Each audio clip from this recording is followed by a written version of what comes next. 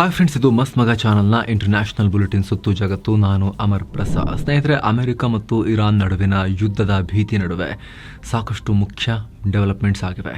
Israel ದಿಢೀರಂತ ಅಣು ಪರೀಕ್ಷೆ ಮಾಡಿರೋ ಸುದ್ದಿ ಬರ್ತಾ ಇದೆ. ಇತ್ತ ಇಸ್ರೇಲ್ನಲ್ಲಿರೋ ಭಾರತೀಯರಿಗೆ ಭಾರತ ತುರ್ತು ಸಂದೇಶ ರವಾನೆ ಮಾಡಿದೆ.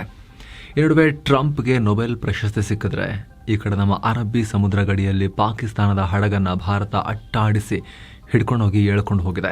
ಎಲ್ಲವನ್ನ ಡೀಟೇಲ್ ಆಗಿ ಒನ್ ಬೈ ಒನ್ ನೋಡ್ತಾ ಹೋಗೋಣ. ಮೊದಲಿಗೆ ಇಸ್ರೇಲ್ ಕಡೆಗೆ ಬಂದರೆ, ಇಸ್ರೇಲ್ ಅಣು ಪರೀಕ್ಷೆ ಮಾಡಿದೆ ಅನ್ನೋ ಸ್ಫೋಟಕ ಮಾಹಿತಿ ಬರ್ತಾ ಇದೆ. ಇದ್ದಕ್ಕಿದ್ದ ಹಾಗೆ ಗುರುವಾರ ಬೆಳಿಗ್ಗೆ ಸುಮಾರು 9 ಗಂಟೆಗೆ ಇಸ್ರೇಲ್ನ ದಕ್ಷಿಣ ಭಾಗದಲ್ಲಿ 4.2 ತೀವ್ರತೆಯ ತೀವ್ರ ಭೂಕಂಪ ಉಂಟಾಗಿದೆ. ಇಸ್ರೇಲ್ನ ನೆಗೆವ್ ಮರುಭೂಮಿಯ ಡಿಮೋನಾ ಅನ್ನೋ ನಗರದಲ್ಲಿ ಈ ಭೂಕಂಪ ಉಂಟಾಗಿದೆ. ತಕ್ಷಣ ಎಮರ್ಜೆನ್ಸಿ ಸೈರನ್ ಕೂಗಿದಾವೆ. ಯಾವುದೇ ರೀತಿ ಡ್ಯಾಮೇಜ್ ಅಥವಾ ಸಾವು ನೋವಾಗಿಲ್ಲ. ಆದರೆ ಗಮನಿಸಬೇಕಾಗಿರೋ ಸಂಗತಿ ಅಂದರೆ, ಈ ಡಿಮೋನಾ ಅತ್ಯಂತ ರಹಸ್ಯವಾಗಿರೋ ಜಾಗ. ಇಲ್ಲಿ ಇಸ್ರೇಲ್ನ ನೆಗೆವ್ ನ್ಯೂಕ್ಲಿಯರ್ ರಿಸರ್ಚ್ ಸೆಂಟರ್ ಇದೆ. ಇದು ಇಸ್ರೇಲ್ನ ಸ್ಟ್ರಾಟಜಿಕ್ ನ್ಯೂಕ್ಲಿಯರ್ ಪ್ರೋಗ್ರಾಮ್ಗೆ ಸಂಬಂಧಪಟ್ಟ ಮುಖ್ಯವಾಗಿರೋ ಲೊಕೇಶನ್. ಈ ಫೆಸಿಲಿಟಿ ಹತ್ತಿರ ಈಗ ಭೂಕಂಪನದ ಅನುಭವ ಆಗಿರೋದು ಸಾಕಷ್ಟು ಚರ್ಚೆಗಳಿಗೆ ಕಾರಣ ಆಗ್ತಿದೆ. ಇಸ್ರೇಲ್ ಅಲ್ಲಿ ಪರಮಾಣು ಪರೀಕ್ಷೆ ಮಾಡಿದೆಯಾ, ಇದು ನ್ಯಾಚುರಲ್ ಭೂಕಂಪ ಅಲ್ಲ ಅನ್ನೋ ಚರ್ಚೆ ನಡೀತಾ ಇದೆ. ಇದಕ್ಕೆ ಸಂಭಾವ್ಯ ಇರಾನ್ ಯುದ್ಧದ ಕಾರಣವನ್ನು ಕೂಡ ಕೊಡ್ತಾ ಇದ್ದಾರೆ. ಯಾಕಂದರೆ ಇಸ್ರೇಲ್ ಮತ್ತು ಇರಾನ್ ನಡುವೆ ಪೂರ್ಣ ಪ್ರಮಾಣದ ಯುದ್ಧ ಶುರುವಾಯಿತು ಅಂದರೆ ಇಸ್ರೇಲ್ ಇರಾನ್ನ ಖಾಮಿನೈಗಳನ್ನು ಮುಗಿಸೋಕೆ ಮುಂದಾಗುತ್ತೆ. ಈ ಥರ ಮಾಡಿದ್ರೆ ಇರಾನ್ ಸುಮ್ಮನೆ ಇರೋದಿಲ್ಲ. ಇರಾನ್ ತನ್ನ ಸಂಪೂರ್ಣ ಶಕ್ತಿಯೊಂದಿಗೆ ಹೋರಾಡುತ್ತೆ. ಇರಾನ್ ಮಿಸೈಲ್ಗಳು ಇಸ್ರೇಲ್ಗೆ ದೊಡ್ಡ ಪೆಟ್ಟು ಕೊಡೋ ಚಾನ್ಸಸ್ ಇರುತ್ತೆ. ಒಂದಷ್ಟಾದರೂ ಡ್ಯಾಮೇಜ್ ಮಾಡೋ ಚಾನ್ಸಸ್ ಇರುತ್ತೆ.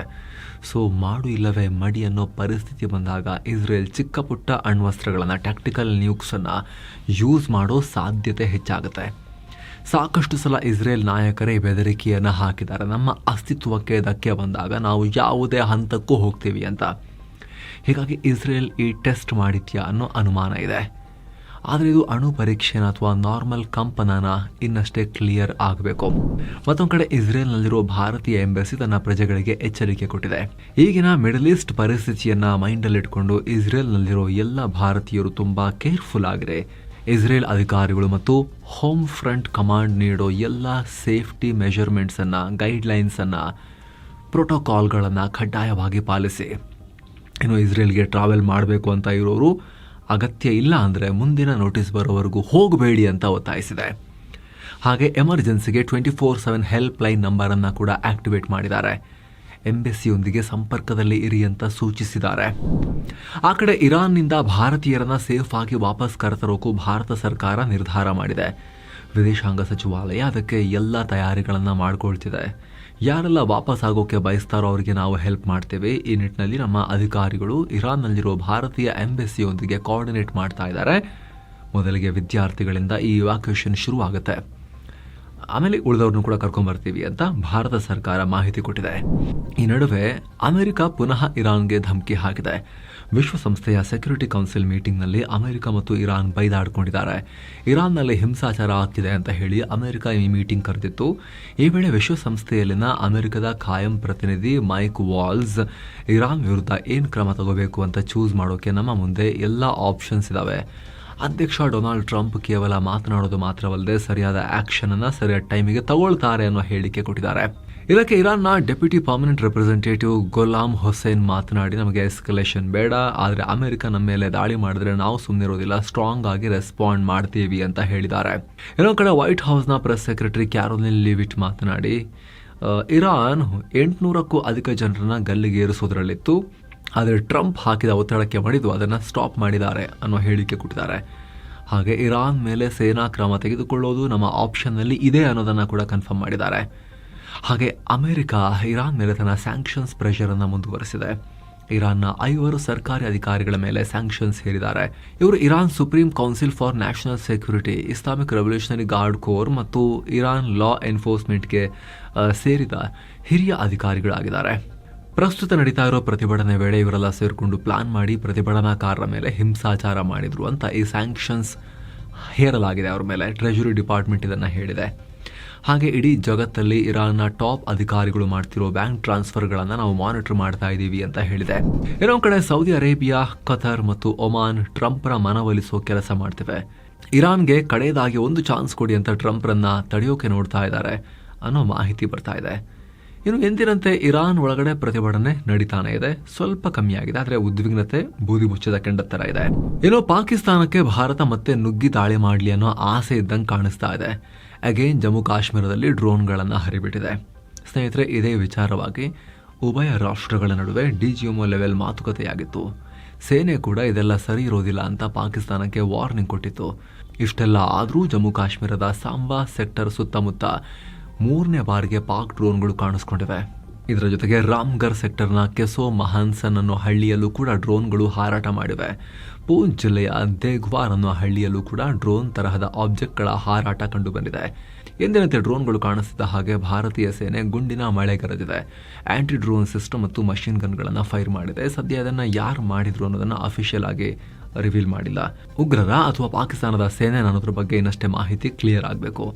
ಪಾಕಿಸ್ತಾನ ಪದೇ ಪದೇ ಈ ರೀತಿ ಮಾಡ್ತಿರೋದ್ರಿಂದ ಭಾರತ ದೊಡ್ಡ ನಿರ್ಧಾರ ತಗೊಂಡಿದೆ. ಈಗ ಸೇನಾ ಪಡೆಗಳು ಯಾವುದೇ ರೀತಿಯ ಕಾರ್ಯಾಚರಣೆಗೆ ರೆಡಿ ಇರಬೇಕು ಅನ್ನೋ ಥರ ಅಲರ್ಟ್ ಘೋಷಿಸಲಾಗಿದೆ.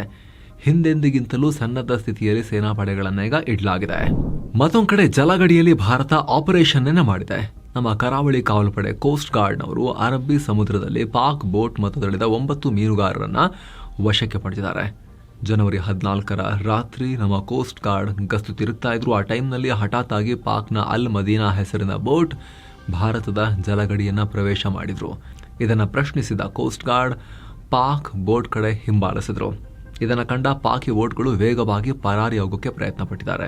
ಆಗ ಅನುಮಾನಗೊಂಡು ಸ್ಪೀಡ್ ಬೋಟ್ನಲ್ಲಿ ಅವರನ್ನ ಬೆನ್ನತ್ತಿ ಹೋದ ಕೋಸ್ಟ್ ಗಾರ್ಡ್ನವರು ಪಾಕ್ ಹಡಗನ್ನ ಆ ಬೋಟನ್ನು ಸಿನಿಮೀಯ ರೀತಿಯಲ್ಲಿ ಅಡ್ಡಗಟ್ಟಿ ಎಳ್ಕೊಂಬಂದು ನಿಲ್ಲಿಸಿದ್ದಾರೆ.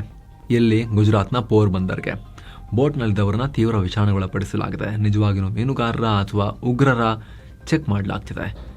ಅಲ್ಲಿ ಸ್ಫೋಟಕ ಅದೆಲ್ಲ ಸಿಗಲೇಬೇಕು ಅಂತಿಲ್ಲ. ಕೋಸ್ಟ್ ಗಾರ್ಡ್ ಬೆನ್ನಡ್ತಿದೆ ಅಂದಾಗ ಎಲ್ಲ ಸಮುದ್ರಕ್ಕೆ ಬಿಸಾಕಿರೋ ಚಾನ್ಸಸ್ ಕೂಡ ಇರುತ್ತಲ್ವ. ಅವರು ಮೀನುಗಾರರು ಸ್ವಾಮಿ ನಾವು ಅಂತೇಳಿ ಆಡ್ಕೊಂಡೋ ಚಾನ್ಸಸ್ ಕೂಡ ಇರುತ್ತಲ್ಲ. ಹಾಗಾಗಿ ತನಿಖೆ ನಡೀತಾ ಇದೆ. ಈಗ ಕಳೆದ ಡಿಸೆಂಬರ್ನಲ್ಲೂ ಕೂಡ ಇಂಥದ್ದೇ ಘಟನೆಯಾಗಿತ್ತು. ಪಾಕ್ನ ಅಲ್ ವಲಿ ಹೆಸರಿನ ಬೋಟ್ ಭಾರತದ ಜಲಗಡಿಯನ್ನು ದಾಟಿತ್ತು. ಆಗಲೂ ಕೋಸ್ಟ್ ಗಾರ್ಡ್ ಕಾರ್ಯಾಚರಣೆ ಮಾಡಿ ಬೋಟ್ ಮತ್ತು ಅದರಿಂದ 11 ಮೀನುಗಾರರನ್ನ ವಶಕ್ಕೆ ಪಡೆದಿದ್ರು. ಮತ್ತೆ ಅಂತಹದ್ದೇ ಘಟನೆಯಾಗಿದೆ. ನಿಮ್ಮ ಗಮನಕ್ಕಿರಲಿ, ಮುಂಬೈ ದಾಳಿಯಲ್ಲೂ ಕೂಡ ಇದೇ ಥರ ಬೋಟ್ನಲ್ಲಿ ಬಂದು ದಾಳಿ ಮಾಡಿದರು ಉಗ್ರರು. ಸಿಮಿಲರ್ ನಂಬರ್ ಆಫ್ ಉಗ್ರರು. ಹಾಗಾಗಿ ಮೈ ಮರೆಯುವ ಹಾಗಿಲ್ಲ. ಏನೋ ಸ್ನೇಹಿತರೆ, ಈಗ ಭಾರತ ಡಯಾಬಿಟಿಸ್ ಕ್ಯಾಪಿಟಲ್. 10 ಕೋಟಿ ಜನರಿಗೆ ಆಲ್ರೆಡಿ ಸಕ್ಕರೆ ಕಾಯಿಲೆ ಇದೆ. 13 ಕೋಟಿಗೂ ಅಧಿಕ ಜನ ಪ್ರೀ ಡಯಾಬಿಟಿಕ್ ಅಂದರೆ ಶುಗರ್ ಬರೋದಕ್ಕೆ ಜಸ್ಟ್ ಒಂದು ಸ್ಟೆಪ್ ಹಿಂದೆ ಇದ್ದಾರೆ. ಆದರೆ ವಿಪರ್ಯಾಸ ಅಂದರೆ ಸ್ಮಾರ್ಟ್ ವಾಚ್ ಕಟ್ಕೊಂಡು ಎಷ್ಟು ಹೆಜ್ಜೆ ನಡೆದು ಎಷ್ಟು ನಿದ್ರೆ ಮಾಡಿದ್ವಿ ಎಲ್ಲ ಟ್ರ್ಯಾಕ್ ಮಾಡೋ ಜನ ಆರೋಗ್ಯಕ್ಕೆ ಬೇಕಾಗಿರೋ ಮೇನ್ ವಿಚಾರ ಶುಗರ್ ಲೆವೆಲ್ನ ಚೆಕ್ಕೇ ಮಾಡಲ್ಲ. ಇದಕ್ಕೆ ಬೆಸ್ಟ್ ಮತ್ತು ಸ್ಮಾರ್ಟ್ ಸೊಲ್ಯೂಷನ್ ಅಂದರೆ ಬೀಟೋ ಕರ್ವ್ ಗ್ಲುಕೋಮೀಟರ್. ಇದರ ಸ್ಪೆಷಾಲಿಟಿ, ನೀವು ನಿಮ್ಮ ಸಕ್ಕರೆ ಪ್ರಮಾಣವನ್ನು ಮನೆಯಲ್ಲೇ ಕಂಡುಹಿಡಿಬಹುದು. ಇದು ನಿಮ್ಮ ಸ್ಮಾರ್ಟ್ ಫೋನ್ಗೆ ಡೈರೆಕ್ಟ್ ಆಗಿ ಕನೆಕ್ಟ್ ಆಗುತ್ತೆ. ಇದಕ್ಕೆ ಬ್ಯಾಟ್ರಿ ಬೇಡ, ಚಾರ್ಜಿಂಗ್ ಬೇಡ, ಬ್ಲೂಟೂತ್ ಕೂಡ ಬೇಕಾಗಿಲ್ಲ. ಟೆಸ್ಟ್ ಮಾಡಿದ ತಕ್ಷಣ ರೀಡಿಂಗ್ಸ್ ಎಲ್ಲ ಬೀಟೋ ಆ್ಯಪ್ನಲ್ಲೇ ಆಟೋಮ್ಯಾಟಿಕಲಿ ಸೇವ್ ಆಗುತ್ತೆ. ಅದನ್ನು ನಿಮ್ಮ ಡಾಕ್ಟರ್ಸ್ ಜೊತೆಗೆ ಅಲ್ಲೇ ಶೇರ್ ಕೂಡ ಮಾಡ್ಬೋದು. ಇದು CDSO ಮತ್ತು ISO ಸರ್ಟಿಫೈಡ್ ಕೂಡ ಹೌದು. ಅಮೆಝಾನಲ್ಲಿ 4,000ಕ್ಕೂ ಅಧಿಕ ಜನ ರಿವ್ಯೂ ಮಾಡಿ 4.3 ಸ್ಟಾರ್ ರೇಟಿಂಗ್ ಕೊಟ್ಟಿದ್ದಾರೆ. ಸದ್ಯ ರಿಪಬ್ಲಿಕ್ ಡೇ ಸೇಲ್ ನಡೀತಿರೋದ್ರಿಂದ ಇದು ನಿಮಗೆ ಕೇವಲ 440 ರೂಪಾಯಿಗೆ ಸಿಗ್ತಾ ಇದೆ. ಇದನ್ನು ಖರೀದಿ ಮಾಡೋಕೆ ಲಿಂಕ್ ಡಿಸ್ಕ್ರಿಪ್ಷನ್ ಮತ್ತು ಪಿನ್ ಮಾಡಿರೋ ಕಾಮೆಂಟ್ನಲ್ಲಿದೆ. ಆಸಕ್ತರು ಚೆಕ್ ಮಾಡಿ, ಅಗತ್ಯ ಇರೋರಿಗೆ ಶೇರ್ ಕೂಡ ಮಾಡಿ ಲಿಂಕನ್ನು. ಬನ್ನಿ ಈಗ ವರದಿಯಲ್ಲಿ ಮುಂದುವರಿಯೋಣ ಸ್ನೇಹಿತರೆ. ಇನ್ನೊಂದು ಕಡೆ ಅಮೆರಿಕ ಅಧ್ಯಕ್ಷ ಟ್ರಂಪ್ ತಮ್ಮ ಬಹುದಿನದ ಕನಸನ್ನ ಕಡೆಗೂ ನನಸು ಮಾಡಿಕೊಂಡಿದ್ದಾರೆ. ಟ್ರಂಪ್ಗೆ ನೊಬೆಲ್ ಶಾಂತಿ ಸಿಕ್ಕಿದೆ. ಅರೆ ಈಗ ಯಾವುದು ಮೊನ್ನೆ ವೆನೆಜುವೆಲಾದವ್ರಿಗೆ ಕೊಟ್ಟರಲ್ಲ, ನೆಕ್ಸ್ಟ್ ಇಯರ್ ಅಲ್ವಾ ಏನು ಅಂತ ನೀವು ಕನ್ಫ್ಯೂಸ್ ಆಗಬೇಡಿ. ನಾರ್ವೆ ನೊಬೆಲ್ ಕಮಿಟಿಯವರು ಕೊಡದೇ ಇದ್ರೂ ಕೂಡ ಬೇರೆಯವರಿಂದ ಪುಕ್ಸಟೆ ಸಿಕ್ಕಿದೆ. 2025ರ ನೊಬೆಲ್ ಪೀಸ್ ಪ್ರೈಸ್ ವಿನ್ನರ್ ವೆನೆಜುವೆಲಾದ ವಿಪಕ್ಷ ನಾಯಕಿ ಮಾರಿಯಾ ಕೊರಿನಾ ಮಚಾಡೋ ಟ್ರಂಪ್ರಿಗೆ ತಗೊಂಡೋಗಿ ಒಪ್ಪಿಸ್ಬಿಟ್ಟಿದ್ದಾರೆ ಅದನ್ನು, ನೊಬೆಲ್ ಪೀಸ್ ಪ್ರೈಸನ್ನು ಮತ್ತು ಮೆಡಲನ್ನು ಕೊಟ್ಟುಬಿಟ್ಟಿದ್ದಾರೆ. ವಿಶ್ವದ ಇತಿಹಾಸದಲ್ಲೇ ಇಂಥ ವಿಚಿತ್ರ ಘಟನೆಯಾಗಿದೆ. ಅಮೆರಿಕದ ವೈಟ್ ಹೌಸ್ನಲ್ಲೇ ಈ ಘಟನೆಯಾಗಿದೆ. ಮರ್ಯಾದೆ ಬಿಟ್ಕೊಂಡು ಅದನ್ನು ತಗೊಂಡಿದ್ದಾರಂತೆ ಟ್ರಂಪ್. ಈಗ ಇವರೇ ಅದನ್ನು ಹೇಳಿದ್ದಾರೆ, ಟ್ರಂಪ್ ಕೊಟ್ಟು ಬಂದಿದ್ದೀನಿ ನಾನು ಅಂತ ಮಚಾಡೋನೇ ಹೇಳಿದ್ದಾರೆ. ಎಲ್ಲಿಗೆ ಬಂತಪ್ಪ ಕಾಲ ಇದು. ಟ್ರಂಪ್ಗಂತೂ ಫುಲ್ ಖುಷಿಯಾಗ್ಬಿಟ್ಟಿದೆ. ಇದರಿಂದ ಜಗತ್ತೇ ಗೆದ್ದ ಸಂಭ್ರಮದಲ್ಲಿದ್ದಾರೆ. ಯಾವಾಗಲೂ ಮುಖ ಗಂಟು ಹಾಕೊಂಡಿರ್ತಾ ಇದ್ದ ಟ್ರಂಪ್ ಫುಲ್ ಜೋಶ್ನಲ್ಲಿ ಬಾಯಿ ತುಂಬ ನಕ್ಕಬಿಟ್ಟಿದ್ದಾರೆ ಖುಷಿಯಾಗಿ. ಅಲ್ಲದೆ ನಾನು ಮಾಡಿದ ಕೆಲಸಕ್ಕಾಗಿ ಮರಿಯಾ ನನಗೆ ಇದನ್ನು ಪೀಸ್ ಪ್ರೈಸ್ ಕೊಟ್ಟುಬಿಟ್ರು, ಇದು ಗೌರವದ ಸಂಕೇತ, ಥ್ಯಾಂಕ್ ಯು ಅಂತ ಹೇಳಿದ್ದಾರೆ. ಓಕೆ ಥ್ಯಾಂಕ್ಸ್, ನೀವು ಇದನ್ನು ನಂಗೆ ತಂದು ಕೊಟ್ಟಿದ್ದಕ್ಕೆ. ನೋಡಿದೆ, ಸರಿ ತಗೊಳ್ಳೋಗಿ, ನಿಮಗೆ ಸೇರಿದ್ದು ಅಂತ ಹೇಳಿಲ್ಲ ಟ್ರಂಪ್. ಸದ್ಯಕ್ಕೆ ನೋಡಬೇಕು ಏನು ಮಾಡ್ತಾರೆ ಅಂತೇಳಿ ನೆಕ್ಸ್ಟ್. ಈಗ ಆ ಕಡೆ ಮಚಾಡೋ ಕೂಡ ಮಾತನಾಡಿದ್ದಾರೆ. ಈ ಮೆಡಲ್ ಮತ್ತು ಪೀಸ್ ಪ್ರೈಸನ್ನು ಅಧ್ಯಕ್ಷ ಟ್ರಂಪ್ ಕೊಟ್ಟೆ. ನಮ್ಮ ದೇಶದ ಸ್ವಾತಂತ್ರ್ಯಕ್ಕಾಗಿ ಟ್ರಂಪ್ ತೋರಿಸ್ತಿರೋ ಅಪ್ರತಿಮ ಬದ್ಧತೆಯನ್ನು ಗೌರವಿಸೋಕೆ ಈ ರೀತಿ ಮಾಡಿದ್ದೀನಿ ಅಂತ ಹೇಳಿದ್ದಾರೆ. ಮಡೂರೋರನ್ನು ಎತ್ಕೊಂಡು ಹೋಗಿದ್ದಕ್ಕೆ ಟ್ರಂಪ್ಗೆ ಈ ಬಹುಮಾನ ಅಂತ. ಸೊ ಈಗ ಏನು ವೆನೆಜುವೆಲಾದ ಮುಂದಿನ ಅಧ್ಯಕ್ಷ ಏನಾಗ್ತಾರ ಮರಿಯಾ ಮಚಾಡೋ ನೋಡಬೇಕು. ಈ ವಿಚಿತ್ರಕ್ಕೆ ನಾರ್ವೆ ನೊಬೆಲ್ ಕಮಿಟಿ ರಿಯಾಕ್ಟ್ ಮಾಡಿದೆ. ಈ ಥರ ಮಾಡಿದ್ರೆ ಯಾವುದೇ ಬೆಲೆ ಇಲ್ಲ ಅಂತ ಹೇಳಿದೆ. ಒಮ್ಮೆ ಪ್ರಶಸ್ತಿನ ಒಬ್ಬ ವ್ಯಕ್ತಿಗೆ ಅಥವಾ ಸಂಸ್ಥೆ ಕೊಟ್ಟರೆ ಆ ನಿರ್ಧಾರ ಶಾಶ್ವತ, ಬದಲಾಯಿಸಕ್ಕೆ ಆಗಲ್ಲ, ವರ್ಗಾವಣೆ ಮಾಡೋಕ್ಕೆಲ್ಲ ಬರೋದಿಲ್ಲ, ಅದನ್ನು ಹಿಂಪಡೆಯುವ ಅಧಿಕಾರ ಕೂಡ ನಮಗಿಲ್ಲ. ಹಾಗೆ ಅಂತಾರಾಷ್ಟ್ರೀಯ ದಾಖಲೆಗಳಲ್ಲಿ 2025 ನೊಬೆಲ್ ಪೀಸ್ ಪ್ರೈಸ್ ವಿಜೇತರು ಮರಿಯಾ ಕೊರಿನಾ ಮಚಾಡೋನೇ ಅವರ ಹೆಸರೇ ಇರುತ್ತೆ. ಅದರ ಓನರ್ಗಳು ಚೇಂಜ್ ಆದರೂ ಕೂಡ ನೊಬೆಲ್ ಪುರಸ್ಕೃತ ಅಂತ ಆಗಕ್ಕೆ ಸಾಧ್ಯ ಇಲ್ಲ ಅಂತ ಹೇಳಿದ್ದಾರೆ. ನೆಕ್ಸ್ಟ್ ಟ್ರಂಪ್ ಉಸೇನ್ ಬೋಲ್ಟ್ ಹತ್ರ ಮೀಟ್ ಮಾಡಿಬಿಟ್ಟು ಒಂದು 4 ಗೋಲ್ಡ್ ಕೊಡು ಸುಮಾರಿದೆ ನನ್ನ ಹತ್ರ ಅಂಥೇಳಿ ಇಸ್ಕೊಂಡು ಒಲಿಂಪಿಕಲ್ಲಿ ನಾನು ಗೋಲ್ಡ್ ಗೆದ್ದಿದ್ದೀನಿ ಅಂತ ಹೇಳಿದ್ರು ಕೂಡ ಆಶ್ಚರ್ಯ ಇಲ್ಲ. ಇನ್ನು ಗ್ರೀನ್ಲ್ಯಾಂಡ್ ಅಮೆರಿಕ ಮತ್ತು ಯುರೋಪ್ ರಾಷ್ಟ್ರಗಳ ಪ್ರತಿಷ್ಠೆಯ ಕಣ ಆಗ್ತಾ ಇದೆ. ಟ್ರಂಪ್ ಗ್ರೀನ್ಲ್ಯಾಂಡ್ ನಮಗೆ ಬೇಕೇ ಬೇಕು ಅಂತ ಹಠ ಹಿಡಿತಿರೋ ನಡುವೆ ಯುರೋಪಿಯನ್ ರಾಷ್ಟ್ರಗಳು ಗ್ರೀನ್ಲ್ಯಾಂಡ್ಗೆ ಸೇನೆ ಕಳಿಸಿವೆ. ಫ್ರಾನ್ಸ್, ಜರ್ಮನಿ, ನಾರ್ವೆ, ಸ್ವೀಡನ್ ಸೇರಿದಂತೆ ಹಲವು ಯುರೋಪ್ ರಾಷ್ಟ್ರಗಳು ತಮ್ಮ ಸೈನಿಕರನ್ನು ಗ್ರೀನ್ಲ್ಯಾಂಡ್ಗೆ ಕಳಿಸೋಕೆ ಸ್ಟಾರ್ಟ್ ಮಾಡಿವೆ. ವೈಟ್ ಹೌಸ್ನಲ್ಲಿ ಅಮೆರಿಕ, ಗ್ರೀನ್ಲ್ಯಾಂಡ್ ಮತ್ತು ಡೆನ್ಮಾರ್ಕ್ ನಡುವೆ ಮಾತುಕತೆಯಾದ ಬೆನ್ನಲ್ಲೇ ಈ ಬೆಳವಣಿಗೆಯಾಗಿದೆ. ಫ್ರಾನ್ಸ್ ಅಧ್ಯಕ್ಷ ಎಮಾನ್ಯುಯಲ್ ಮ್ಯಾಕ್ರಾನ್ ಈಗ ಆಲ್ರೆಡಿ ನಮ್ಮ ಸೇನೆ ಗ್ರೀನ್ಲ್ಯಾಂಡ್ಗೆ ರಾಜಧಾನಿ ನೂಕ್ಗೆ ಆಗಮಿಸಿದೆ. ಮೌಂಟೇನ್ ಇನ್ಫ್ಯಾಂಟ್ರಿಯ 15 ಸೈನಿಕರು ಯುದ್ಧಾಭ್ಯಾಸದಲ್ಲಿ ಪಾಲ್ಗೊಂಡಿದ್ದಾರೆ ಅಂತ ಹೇಳಿಕೆ ಕೊಟ್ಟಿದ್ದಾರೆ. ಇತ್ತ ಜರ್ಮನಿ ಕೂಡ ನಾವು ನಮ್ಮ ಸೇನೆಯನ್ನು ಕಳಿಸ್ತಾ ಇದ್ದೀವಿ ಅಂತ ಹೇಳಿದ್ದಾರೆ. ಇತ್ತ ಡೆನ್ಮಾರ್ಕ್ ಕೂಡ ಗ್ರೀನ್ಲ್ಯಾಂಡ್ನಲ್ಲಿ ಸೇನಾ ಜಮಾವಣೆಯನ್ನು ಜಾಸ್ತಿ ಮಾಡ್ತಿದೆ. ಡೆನ್ಮಾರ್ಕ್ನ ಡಿಫೆನ್ಸ್ ಮಿನಿಸ್ಟರ್ ಟ್ರೋಲ್ಸ್ ಪೌಲ್ಸೆನ್ ನಾವು ಮಿಲಿಟರಿ ಪ್ರೆಸೆನ್ಸ್ ಜಾಸ್ತಿ ಮಾಡ್ತಾ ಇದ್ದೀವಿ, ಮಿತ್ರ ರಾಷ್ಟ್ರಗಳೊಂದಿಗೆ ಸೇರಿ ಕೆಲಸ ಮಾಡ್ತಿದ್ದೀವಿ ಅನ್ನೋ ಹೇಳಿಕೆ ಕೊಟ್ಟಿದ್ದಾರೆ. ಈ ಮೂಲಕ ಯುರೋಪ್ನ ಮಿತ್ರರೆಲ್ಲರೂ ಗ್ರೀನ್ಲ್ಯಾಂಡ್ ವಿಚಾರವಾಗಿ ಅಮೆರಿಕ ವಿರುದ್ಧ ಸೇನೆ ಮುಂದೆ ಕಟ್ಟಿ ಎದ್ದು ನಿಲ್ತಿರೋದು ಸ್ಪಷ್ಟವಾಗಿ ಕಾಣಿಸ್ತಾ ಇದೆ. ಇನ್ನು ಗ್ರೀನ್ಲ್ಯಾಂಡ್ ವಿಚಾರವಾಗಿ ರಷ್ಯಾ ಕೂಡ ಪ್ರತಿಕ್ರಿಯೆ ಕೊಟ್ಟಿದೆ.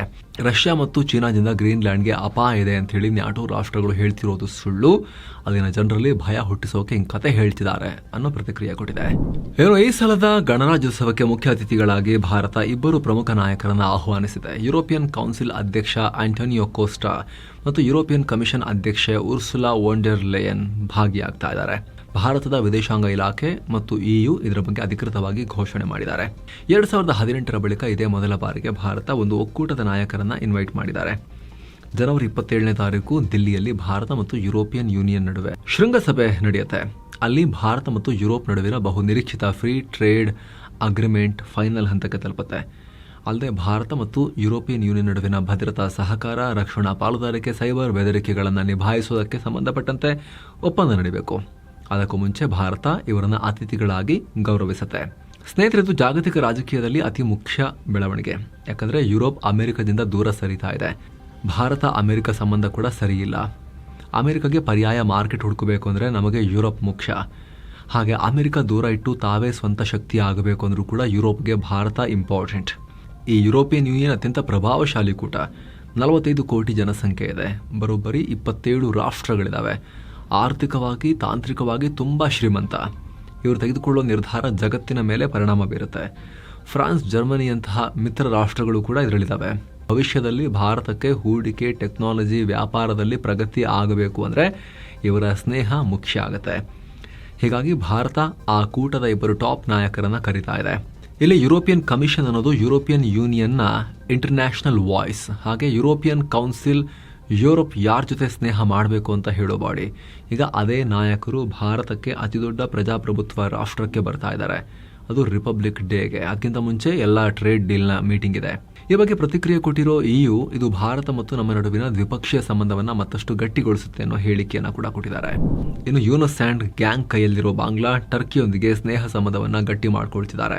ಈಗ ಟರ್ಕಿಯ ಆಂಕಾ ಡ್ರೋನ್ಸ್ ಮತ್ತು T-129 ಅಟ್ಯಾಕ್ ಹೆಲಿಕಾಪ್ಟರ್ಗಳ ಖರೀದಿಗೆ ಮುಂದಾಗ್ತಾ ಇದ್ದಾರೆ. ಇದಕ್ಕಾಗಿ ಮಾತುಕತೆ ಶುರುವಾಗಿದೆ. ಟರ್ಕಿಶ್ ಏರೋಸ್ಪೇಸ್ ಇಂಡಸ್ಟ್ರೀಸ್ ನಿಯೋಗ ಬಾಂಗ್ಲಾದ ವಾಯುಪಡೆ ಮುಖ್ಯಸ್ಥ ಹಸನ್ ಮಹಮೂದ್ ಖಾನ್ರನ್ನ ಭೇಟಿ ಮಾಡಿದ್ದಾರೆ. ಹಾಗೆ ಟರ್ಕಿಯ ಹಲವು ಅಧಿಕಾರಿಗಳು, ಬಾಂಗ್ಲಾ ಅಧಿಕಾರಿಗಳು ಇದರಲ್ಲಿ ಪಾಲ್ಗೊಂಡಿದ್ರು. ಇನ್ನು ಈ ಆಂಕಾ ಡ್ರೋನ್ಗಳ ಬಗ್ಗೆ ಹೇಳೋದಾದರೆ ಇವು medium altitude long endurance male ವರ್ಗಕ್ಕೆ ಸೇರಿದ unmanned aerial vehicles. Turkish aerospace industries ಇವುಗಳನ್ನು ಡೆವಲಪ್ ಮಾಡಿದೆ.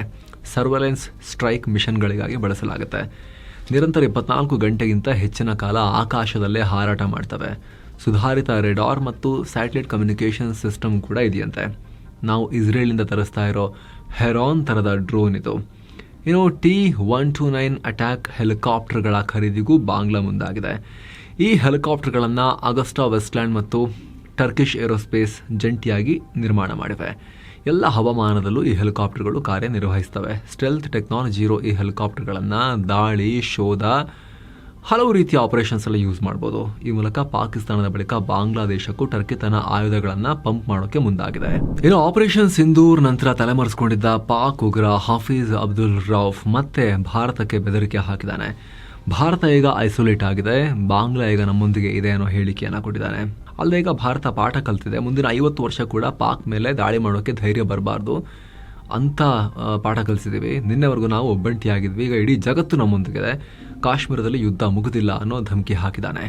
ಏನೋ ಕೆರೆಬಿಯನ್ ಸಮುದ್ರದಲ್ಲಿ ಅಮೆರಿಕದ ಕಾರ್ಯಾಚರಣೆ ಮುಂದುವರೆದಿದೆ. ವೆರೋನಿಕಾ ಅನ್ನೋ ಬೃಹತ್ ಆಯಿಲ್ ಟ್ಯಾಂಕರ್ ಅನ್ನ ಸೀಸ್ ಮಾಡಿದ್ದಾರೆ.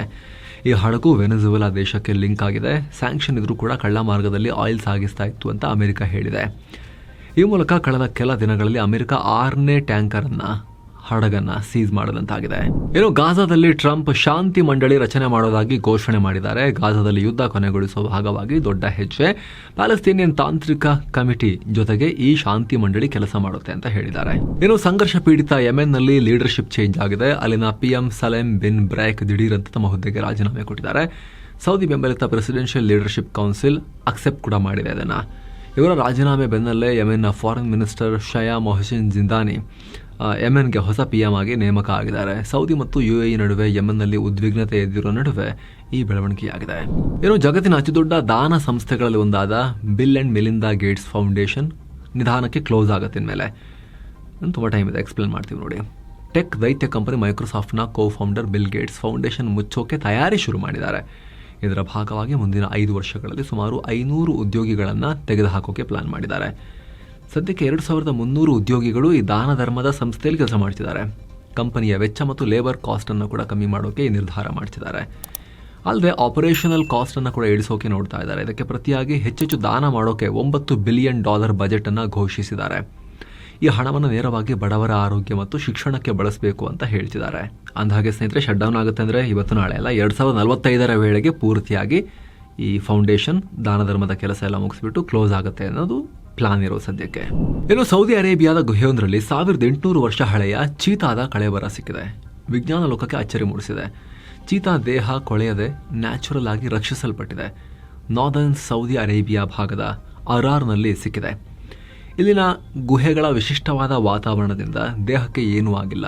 ಇದರಿಂದ ಅರೇಬಿಯಾದಲ್ಲಿ ಅಳಿದು ಹೋಗಿರೋ ವನ್ಯಜೀವಿಗಳ ಇತಿಹಾಸವನ್ನು ತಿಳ್ಕೊಳ್ಳೋಕೆ ಸಹಾಯ ಆಗುತ್ತೆ ಅಂತ ವಿಜ್ಞಾನಿಗಳು ಹೇಳಿಕೆ ಕೊಟ್ಟಿದ್ದಾರೆ.